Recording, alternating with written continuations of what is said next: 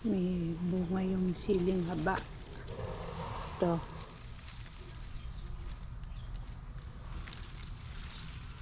Panahog sa sinigang, walang tinda sa Island Pacific na siling haba kahit isa. Tuwing magluluto sinigang, nakakuha ng talong. Iba rin yung may mga tanim. Ito pinintay na yung talong ng pusa. Hay, ano ginagawa mo dyan? Hindi masyado masyado yung mga pusa. Ito kung saan natutulog. Ito. Pang-almusal, pang-sinigang, saka pang-prito. Kasi pagka hinayaan itong lumaki, sobrang tigas na. Kaya pwede na ito. Ganito. Naninigas kasi pag masyadong mainit ang sikat ng araw. Ayan. Ito pa isa.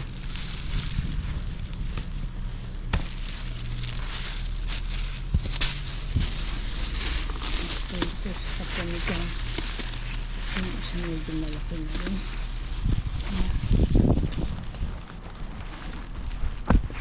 Marami pang bulaklak.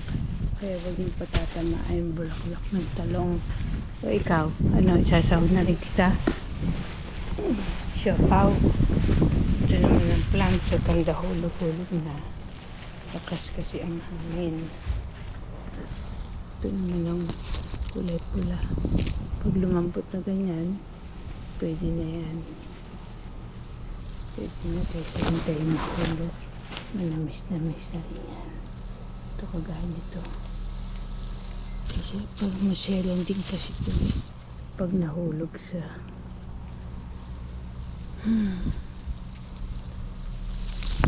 pag nahulog sa lupa, nagdudurog. Ito kambal. Ayan, pag inikot nyo na sumama, hinog na yun. Ayan, masarap kasi ang hinog nito, manamis. Pag nila maasim, sobra kasi init na yun.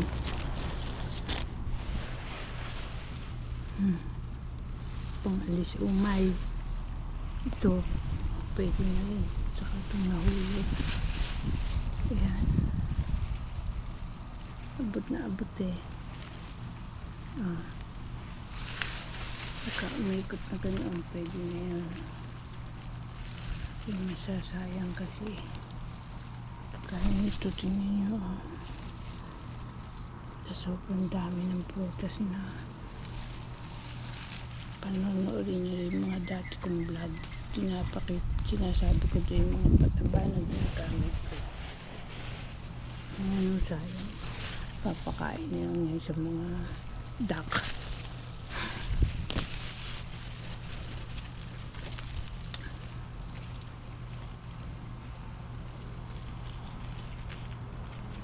Kasi pag sobrang init, nahihinog sila.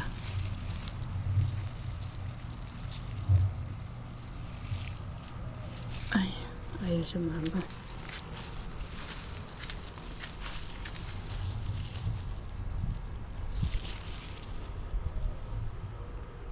Kasi pag matamis na ganyan, gusto lang ibon.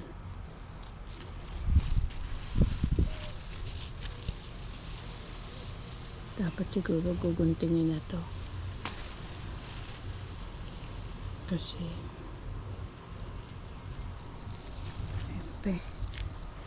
mainit ngayon. Saka na lang. Ayan, dami-dami. Oh. Meron namang naani yung mister ko. Siya na lang mag-aani pa ulit dyan. Pasyalan ko yung natirang apple ko. Ang kanyang ibon. Oh, nakapasok ka dyan. Ito yung ubas. Nilagyan ko ng pandikit ng langaw kasi pagka ito nagsilaki at may bumaksak na ubas. Matamis ang ka-attract ng langaw saka langgam. Doon dami. Pinalisan ko na to eh.